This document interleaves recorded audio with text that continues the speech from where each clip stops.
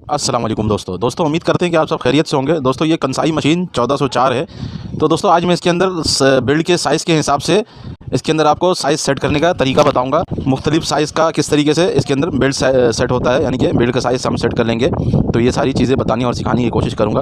तो दोस्तों अगर मेरी वीडियो को आप लोग स्किप नहीं करेंगे, फुल वीडियो देखेंगे तो इंशाल्लाह आप लोगों को बहुत अच्छे से समझ में आ जाएगा। तो आइए दोस्तों वीडियो को स्टार्ट करते हैं। दोस्तों ये हमारा बिल्ड का साइज़ है और ये हमारी सैम्पल भी है, यानी कि सैम्पल देख के साइज़ सेट करना आसान होता है। अगर आप सैम्पल डिपार्टमेंट में बिल्कुल न्यू सैम्पल अपनी सैम्पल यानी कि लॉन्च कर रहे हैं तो उसके लिए इंची टेप वगैरह का ज़रूरत पड़ता है। दोस्तों ये 2 आइलेट है, इसको हमने सेंटर में करना है। तो हम इसका साइज़ जो है वो क्वालिटी डिपार्टमेंट से मालूम भी कर लेते हैं, क्योंकि ये 2 सिलाई जो है ये तो हमें लगता है कि ये बिल्कुल एक्यूरेट चाहिए, लेकिन यहाँ वाला जो सिलाई है इसके बाद जो एक सिलाई और लगेगा यहाँ पे, तो उसके हिसाब से ये बिल्ड इस बॉडी के साथ अटैच होगा। बॉडी के साथ जब अटैच होगा तो उसी सिलाई से इसका साइज़ निकलेगा, पूरा एक जैसा साइज़ निकलेगा। अभी ये आपको दिख रहा होगा ये मैनुअली अटैच किया हुआ है, ये कहीं से इस जगह से बहुत ज़्यादा चौड़ा है, फिर इसी तरीके से आगे बढ़ेंगे तो इस जगह पे कम हो गया है, फिर कहीं से ज़्यादा हो गया। तो सैम्पल कुछ इस तरीके का बना हुआ आता है। तो हमें क्वालिटी डिपार्टमेंट से ये पता लगा है कि हमारे को जो यहाँ का साइज़ चाहिए वो 1/4 साइज़ चाहिए। 1/4 साइज़ के हिसाब से हम साई मशीन के अंदर गैस सेट लगा हुआ है, ये 1/4 2 1/4 है। तो इसके अंदर हम इसको सेट करेंगे। तो इसके अंदर हम किस तरीके से सेट करेंगे, हमारे पास जब सैंपल है तो हमने सैंपल क्लेम के ऊपर ऐसे सैंपल को लगा लेना है और लगाने के बाद चेक कर लेना है कि हमारी कौन कौन सी निडल चलेगी। तो हम सबसे पहले इसके अंदर पहला निडल लगा लेते हैं। पहला निडल लगाएंगे तो हमें अंदाज़ा मिलेगा कि दूसरा निडल हमारा ऑटोमेटिकली 1/4 पे आ जाएगा, क्योंकि हमें शुरू का जो 2 निडल है वो 1/4 पे रखना होगा। दोस्तों निडल लगाने का तरीका कुछ ये है कि इसके अंदर जो ये सांचा वाला हिस्सा है, जो बल वाला हिस्सा है, वो हम इस तरफ रखेंगे और इधर से धागा हमारा डलेगा और इधर से बाहर निकलेगा। तो इसको हमने इस जगह पे ऐसे सेट कर लेना। दोस्तों हमने एक निडल यहाँ पे सेट कर लिया है। अब इसी तरीके से हम दूसरा निडल भी 1/4 पे लगा लेंगे तो हमारा जो ये नीचे का बेल्ट का साइज़ है वो क्लियर हो जाएगा। तो हमने दूसरे निडल को भी सेम तरीके से लगा देना है, जैसा हमने अभी आपको बताया उसी तरीके से आपने ये दूसरे निडल को भी इधर सेट कर लेना है। दोस्तों अभी हमारा ये 1/4 का साइज़ और ये बेल्ट का साइज़ हो गया, यानी कि अभी ये जो सैंपल बना हुआ है ये गलत बना हुआ है और हमें 1/4 का साइज़ चाहिए। तो कहीं पे जैसे सैंपल में भी कहीं कहीं पे जैसे ये 1/4 का साइज़ आ रहा है। तो अब हम आगे एक निडल और लगाएंगे और हम जो ये वाला निडल का सिलाई है और ये अंदर वाली निडल का सिलाई है इसको हम यहाँ पे ऐसे सेट करेंगे और फिर हम देखेंगे कि कौन सा निडल हमारा चलेगा। तो हमारा ये निडल जो है ये चलेगा। तो हमने इस स्क्रू को यहाँ से निकाल के आगे शिफ्ट कर देना है। कंसाई मशीन 1404 के हवाले से मेरे चैनल के ऊपर और भी बहुत सारी वीडियो अपलोड कर रखी हुई है। इसका कूलर की सेटिंग किस तरीके से की जाती है, कूलर को खोल के किस तरीके से पूरा बनाया जाता है, इसका ऊपर वाला जो एक रिंग शाफ्ट लगा हुआ है ये किस तरीके से सेट किया जाता है या निकाला किस तरीके से जाता है, या नीचे वाला मेन शाफ्ट जो इसका लगा हुआ है ये किस तरीके से खोला जाता है और फिट किया जाता है। तो इन सारे मसलों के हवाले से मैंने वीडियो बना के अपलोड करके रखा हुआ है। अगर आपकी मशीन में XYZ कैसा भी मसला आ रहा हो तो आप मेरे चैनल को सर्च करेंगे तो आपको वीडियो मिल जाएगा। तो दोस्तों ये हमारा यहाँ पे साइज़ सेट हो गया है और अब हम इसका लूपर चेक कर लेंगे और रिटर्नर चेक कर लेंगे कि वो इस जगह पे आ रहा है या नहीं आ रहा है। तो हमने यहाँ से इसको हटा लेना है। अभी ये दिख रहा है जैसे हमारा जो निडल है वो इधर लगा हुआ है। तो इस तरीके से अगर हम इसको पेचकस को रखते हैं तो हमारा रिटर्नर जो है ये 1 पॉइंट आगे आएगा, इसी तरीके से लूपर भी हमारा 1 पॉइंट आगे आएगा। तो हम इसके बूट को निकाल लेते हैं। बूट को निकालने के लिए आपने करना ये है कि जब हम इसको ऐसे फुल दबाते हैं स्क्रू लूज़ करके, इसका 3 नंबर का एलगी का स्क्रू जो है इसको हम लूज़ कर लेते हैं और लूज़ करने के बाद जब हम फुल दबाते हैं बूट को और तभी बूट हमारा बाहर नहीं निकलता। जैसा आपको अभी दिख रहा होगा कि ये बूट हमारा फुल हमने पैर से बूट को प्रेस किया हुआ है कि डाट ऊपर चला जाए और हम बूट को निकाल लें, तो ये नहीं निकलता। तो अक्सर भाई लोग जो है वो चोट वोट मारना शुरू कर देते हैं। तो आपने ऐसा नहीं करना है। आपने यहाँ से ये प्रेशर रेगुलेटर लगा हुआ है, इसको आपने खोल के बाहर निकाल लेना पूरा। जब ये पूरा बाहर निकाल लेंगे तो हमारा जो बूट राड है वो बिल्कुल फ्री हो जाएगा। तो हमने सिर्फ प्रेशर रेगुलेटर निकालना है, स्प्रिंग को अपनी जगह पे ही लगा रहने देना है। तो हम ये प्रेशर रेगुलेटर बाहर निकाल लेते हैं और फिर हम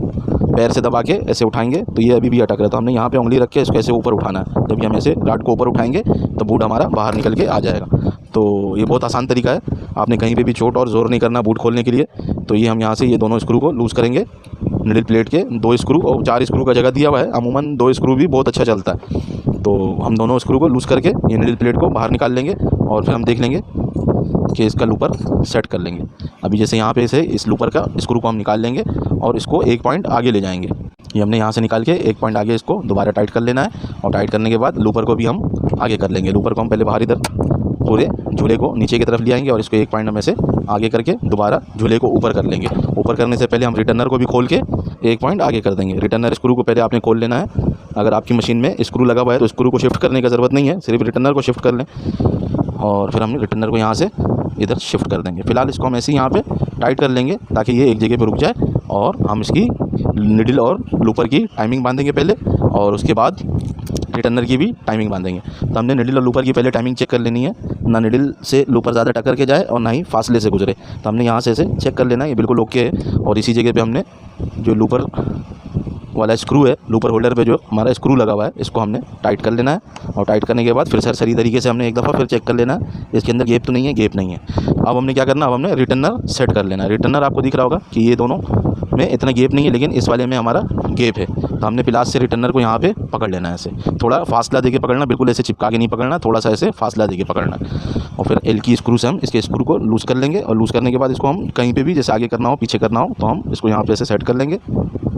रिटर्नर को ऊपर से बिल्कुल सीधा रखना है और सीधा रख के फिर हम इसके स्क्रू को टाइट कर लेंगे। गैप चेक कर लेंगे, एक धागा गुजरने का गैप होना चाहिए इसके अंदर। दोस्तों हमारा मशीन का जो है वो टाइमिंग वगैरह क्लियर हो गया है और हम दोबारा निडल प्लेट इसके अंदर टाइट कर लेंगे। और निडल प्लेट टाइट करने के बाद फिर बूट लगा लेंगे और बूट लगाने के बाद इसकी सिलाई निकाल लेंगे। जब हम इसकी सिलाई निकालेंगे तो फिर आपको दिखाते हैं। दोस्तों हमने निडल प्लेट को अपनी जगह पे टाइट कर लिया है और अब हम बूट लगा लेंगे। बूट को हमने इस जगह पे ऐसे सीधा करके रख देना है राड के सामने बिल्कुल, और ऊपर से फिर हम रेगुलेटर यहाँ से टाइट करेंगे। जब रेगुलेटर टाइट करेंगे तो हमारा बूट का जो राड है वो खुद ब खुद अपनी जगह पे पहुंच जाएगा। अभी आपको दिख रहा होगा राड अपनी जगह पे जाके बैठ गया है। और ऊपर से रेगुलेटर को हमने अंदाजे से टाइट कर लेना है। बाद में जब हमें पीस बनाते वक्त अगर ज़्यादा प्रेशर का ज़रूरत पड़ेगा तो हम और ज़्यादा टाइट कर लेंगे, या अगर लूज़ करने की ज़रूरत पड़ा तो हम लूज़ कर लेंगे। ये कपड़े के हिसाब से लूज़ टाइट किया जाता है। जो हमारा बूट प्रेशर रेगुलेटर है, हमने 3 नंबर की एलकी से बूट को सीधा कर लेना है निडल के हिसाब से कि निडल पे कहीं टक्कर ना लगे, और फिर हम इसको टाइट कर लेंगे ऐसे। ये हमने टाइट कर लिया और अब हमने निडल के ऊपर धागा लगा लेना है और धागा लगा के इसकी हम सिलाई करके चेक करेंगे। दोस्तों मशीन हमारी चलने के लिए रेडी है और हम अब यहाँ पे कपड़ा ऐसे लगा लेंगे और लगाने के बाद इसको चला के देख लेंगे।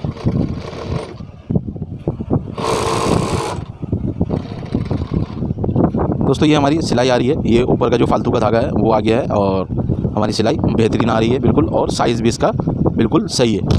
और हम सैंपल के साथ एक दफ़ा नाप भी लेंगे इसको कि हमारा जो सैंपल का साइज़ और जो हमने मशीन पे साइज़ सेट किया है ये दोनों एक जैसा है या नहीं है। तो तकरीबन एक जैसा साइज़ है हमारा। और दोस्तों ये मेरी वीडियो थी कि मशीन में बेल्ट के हिसाब से गैसेट किस तरीके से लगाया जाता है। उम्मीद करते हैं मेरी वीडियो आप लोग को अच्छी भी लगी होगी और समझ में भी आ गई होगी कि किस तरीके से इसका बेल्ट के हिसाब से सेट किया गैस सेट इसका सेट करेंगे।